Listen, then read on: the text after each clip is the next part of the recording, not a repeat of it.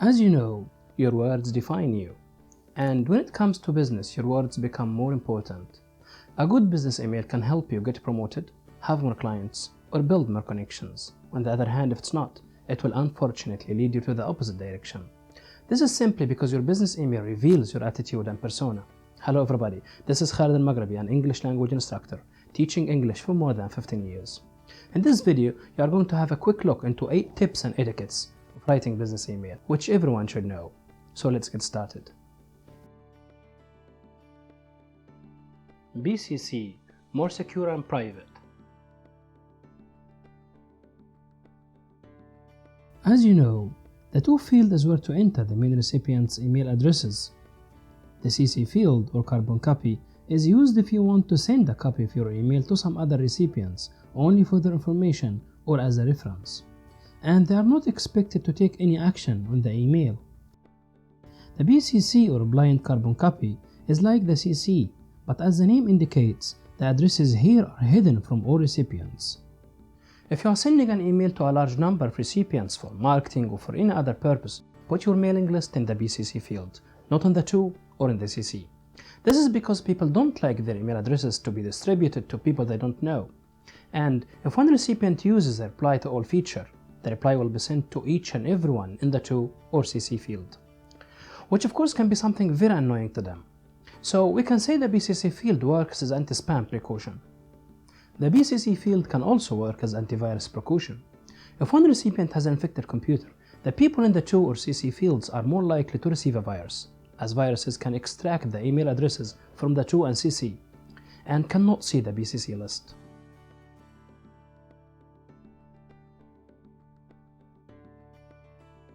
Write a strong subject line. To make your email stand out and attract the recipient's attention, your subject line should be brief, clear, and direct. Most experts recommend writing subject line up to 50 characters. However, many people nowadays use their mobile phones to check emails, which means some subject line may be cut off. So the best subject line would be 25 to 30 characters, which can be 3 to 5 words only. To make your subject line clear, you should use keywords related to the topic and start with the most important ones. Take for instance, applying for the auditor job if you are applying for a job, or the meeting summary if you are summarizing a meeting. Finally, to write a direct subject line, you need to include specific details such as the code of the job you are applying for or the date of the meeting you are summarizing.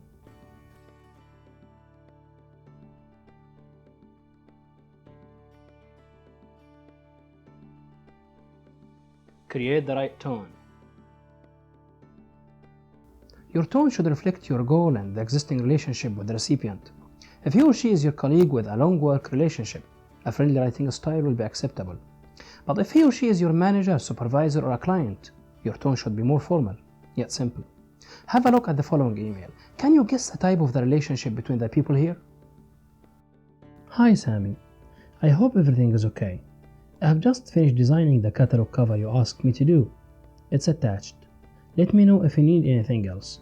Have a nice day, John. The style here is informal, which means there is a long relationship between the sender and the recipient. If you want to change the style in this email to be formal, instead of Hi Sammy, use Dear Mr. Robinson, Sammy's last name. No need for I hope everything is okay. Get to the point directly. To refer to the attachment, you can write, kindly find it attached to this email. Let me know if you need anything else can be, do not hesitate to contact me if you need anything else.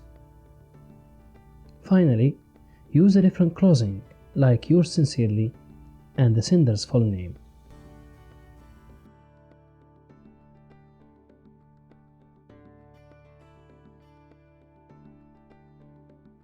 Be clear. You should be clear about your goal and the purpose of writing. Don't make your recipient struggle trying to understand why you are writing to him or her. You should also give your reader clear instructions to help you reach your goal. Your email can also be clear by writing short sentences using simple language. And don't make your email overcrowded by intruding too many long words and technical terms.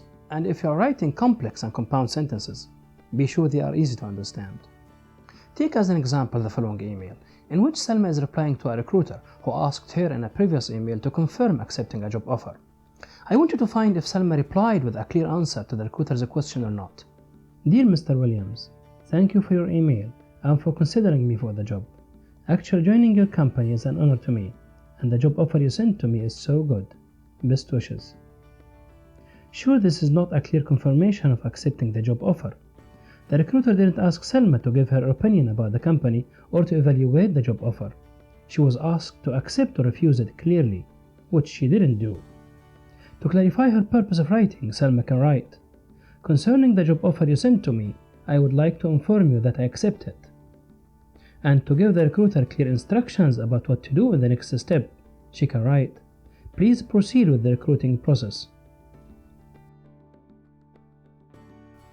So to write a clear email, you should clarify your purpose of writing, guide your recipient to help you achieve your goal, and avoid any language and vocabulary complications. Start with the goal. Time is valuable in business, and most people skim emails by looking at each one for 3 to 5 seconds. So the reason why you are writing your email should come as early as possible. Sometimes an opening sentence is important, but keep it short. I'll show you now 2 versions of the same email. Let's see which one takes less time to understand its main topic. Dear Mrs. Murphy, it was a pleasure to talk to you over the phone yesterday at 1 p.m. I wish our next meeting in your office would be so fruitful. Unfortunately, I felt sick this morning and I will be on sick leave for 3 days from tomorrow. Maybe I should see a doctor. So I was wondering if you could change the appointment of our tomorrow's meeting in your office to be next Sunday at 9 a.m. instead. So here it is. This is the main topic. Adam wants to postpone the meeting to be next Sunday at 9 a.m. and apologizes for this.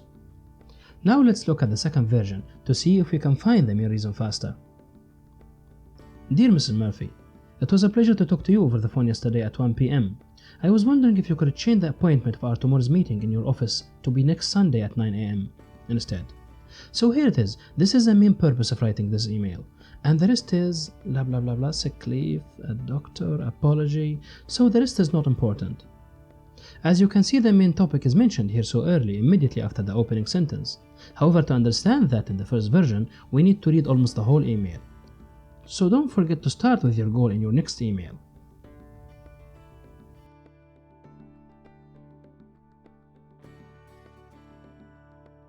Be brief and direct. To make your email brief, you should focus on only one topic and avoid any unimportant and confusing details. We can say this email is brief if the sender can get to the point quickly using fewer words. And your email can be direct if you are giving specific information related to the main topic. Let me clarify that by going back to the previous example. Notice this email is about one topic and this is good. But there are still some unimportant and off-topic details, such as over the phone, at 1 p.m., in your office, I felt sick this morning, and maybe I should see a doctor. These should be cut away. Now we can say this email is brief and direct.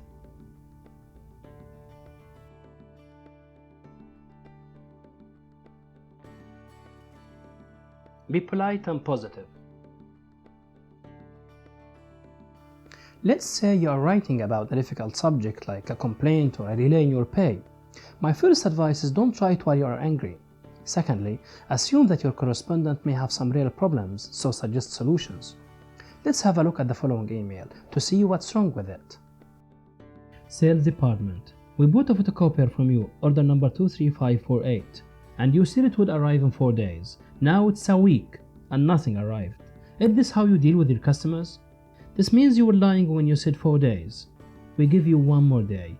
If it doesn't arrive by the end of tomorrow, we will sue you. When writing an email on a topic like this, calm down and write it with a cooperative, positive and solution-oriented attitude. And keep your email formal and polite. Don't write too many exclamation marks or words in all caps. Now let's make some changes to correct what's wrong with this email. First, write suitable greeting and opening, such as, Dear Sales Department. Regarding the photocopier we bought from you, order number 23548, I'm writing to let you know we haven't received it yet. Now remove all caps words, warnings, and impolite sentences. Let's use a positive word like cooperate and change the style to be solution-oriented by offering some suggested solutions. If you have some problems with shipping, I would like to tell you that we can cooperate with you to solve it. We can come to collect the machine from your factory, but then you will have to return the shipping services fees. Finally, we should close the email properly. I'm looking forward to hearing from you. Kind regards. Now we can say this email is polite and positive, showing good aspects of your personality.